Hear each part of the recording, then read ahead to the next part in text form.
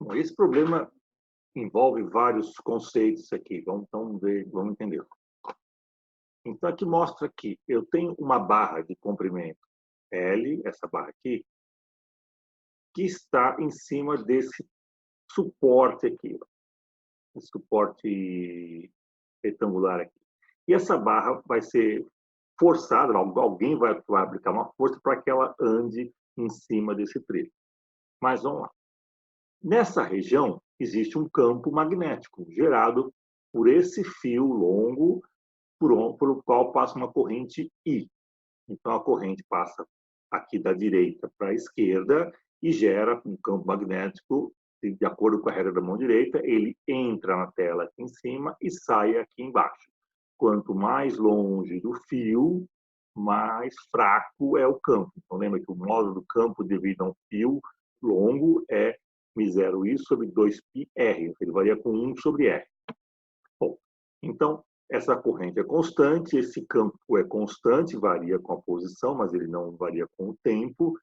E essa barra, ela se move, ela é forçada a se mover, como ele fala aqui, é forçada a se mover com uma velocidade constante. Então, lá, conforme ela vai se deslocando para cá, essa área aumenta, mas nessa área existem linhas de campo magnético, então existe um fluxo. Conforme então a barra anda, vai haver um aumento do fluxo de campo magnético nessa região. Bom, esse aumento de tempo, essa variação temporal de fluxo magnético vai gerar uma força eletromotriz que vai acabar gerando uma corrente elétrica que vai passar por esses trilhos e por essa barra.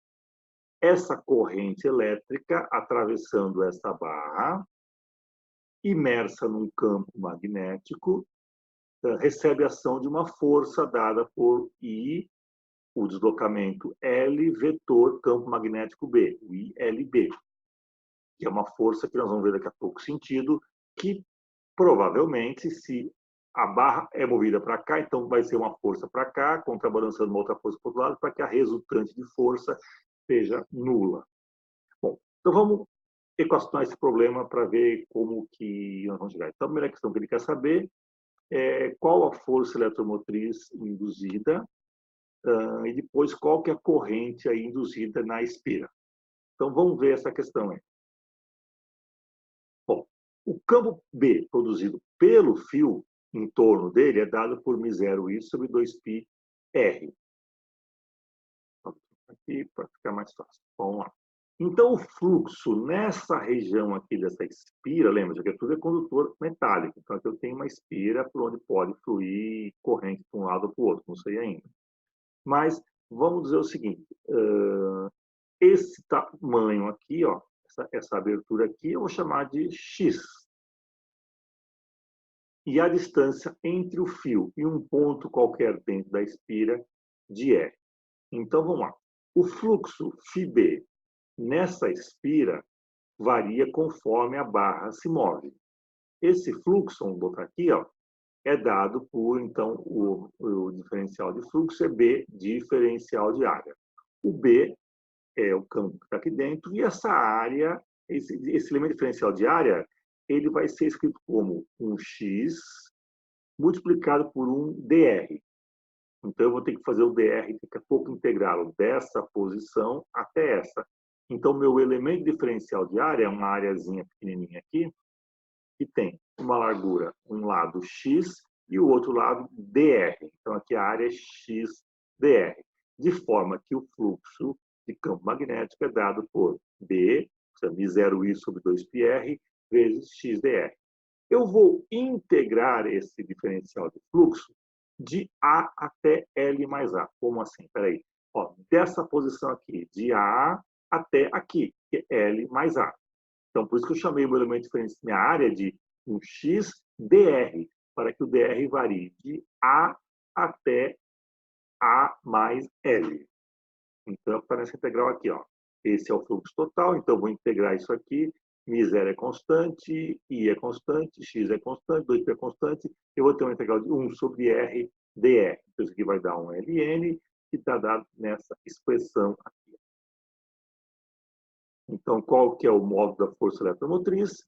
é a derivada temporal do fluxo de campo magnético. Então, derivando agora esse termo aqui em relação ao tempo, repara que zero é constante, I é constante, 2π é constante, A é constante, L é constante. Quem varia com o tempo é o x. O que é o x? É a posição dessa barra em relação a essa lateral. Por que o x varia? Porque ela está em movimento.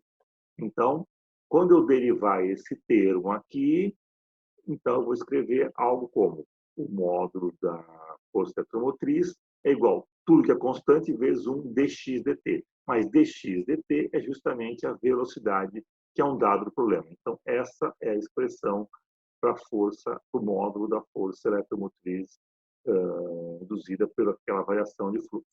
Substituindo valores numéricos, tá? Isso aqui vai dar 240 microvolts.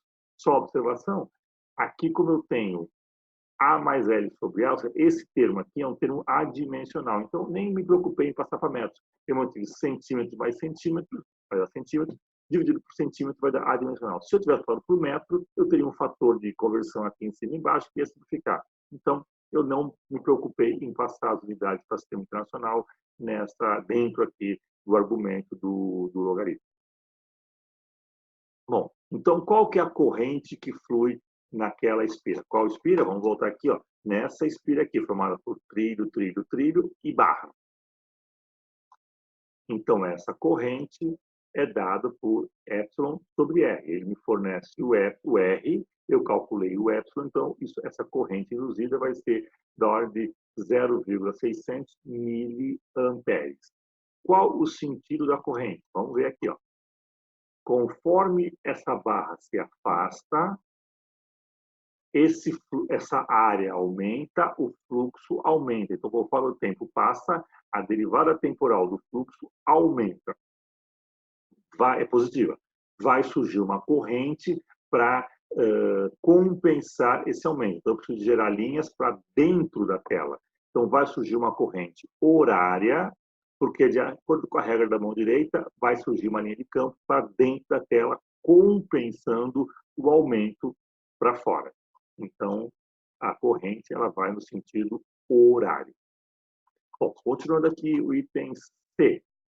Qual que é a potência dissipada na espira? Se eu tenho uma corrente passando por um fio que tem uma resistência, eu estou dissipando corrente. Então, essa dissipação é dada por εi ou RI ao quadrado, onde esse I é a corrente induzida. Então, eu tenho o R, que é dado o problema, eu acabei de calcular o induzido, e fazendo essa multiplicação, RI ao quadrado, eu tenho que a potência dissipada na forma de calor, na corrente induzida ao passar por aquela espira, é de 0,144 microwatt. Bem fininho. Bom, item D, vamos voltar aqui, ó.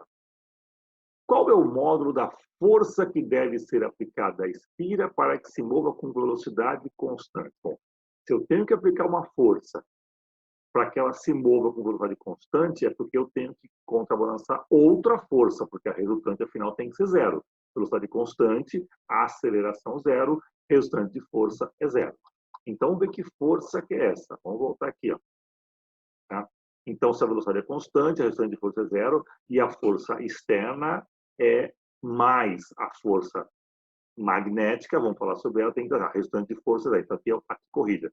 Aqui é mais a soma vetorial, cada uma tem sentido com um lado diferente, tudo bem, mas a soma vetorial dá zero.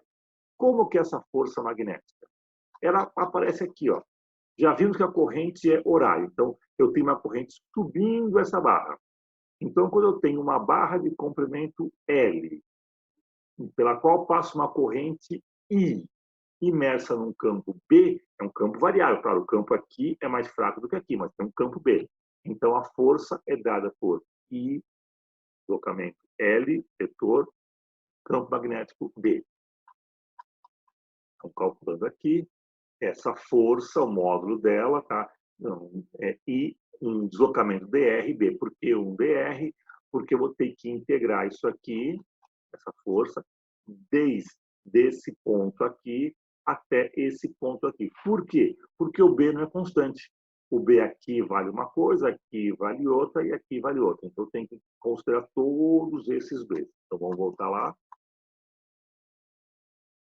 Tá? Então, esse aqui é o módulo da força magnética exercida sobre um segmento infinitesimal, dr, da barra, situado a uma distância r do fio. Então, eu vou integrar de A até A mais L. Lembra o que é isso? Eu vou integrar daqui até aqui, ó, toda a extensão desse fio, dessa barra. Então, vamos lá. Então, eu vou integrar I induzido, o B, μ0I sobre 2πr dr.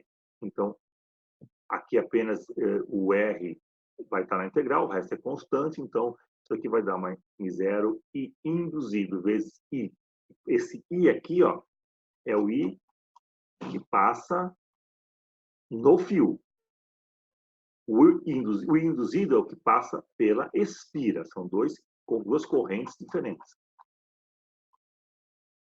Então, a força magnética é dada por essa expressão. Substituindo valores, aqui novamente repara que eu não mudei para metro, mantive em centímetros, vai dar algo da ordem de 2,87, 10 a menos 8 newton, bem pequenininho. Tá? Essa força aponta para o lado certo? Vamos ver, olha. Se a corrente induzida é para cima e o campo é para fora da página, vamos fora aqui da tela, vamos ver de novo lá, corrente para cima e o campo sai. Então, I vetor L dá uma força para a direita. Essa é a força magnética. Uma força que aponta para a direita. Então, a força externa tem que ser para a esquerda, de mesmo módulo, direção, porém sentido oposto, para que a soma vetorial dê zero. Bom, o último item que ele pergunta, o E. Qual que é a taxa com qual a força realiza trabalho sobre a espira? Alguém está puxando essa espira. Alguém está fazendo força aqui para puxar essa barra. Então, qual a taxa, qual que é o trabalho por unidade de tempo colocado aqui no sistema para mover essa barra? Então, voltando aqui, tá? Se eu quero mover a barra usando esta força, tá? A força nós acabamos de calcular.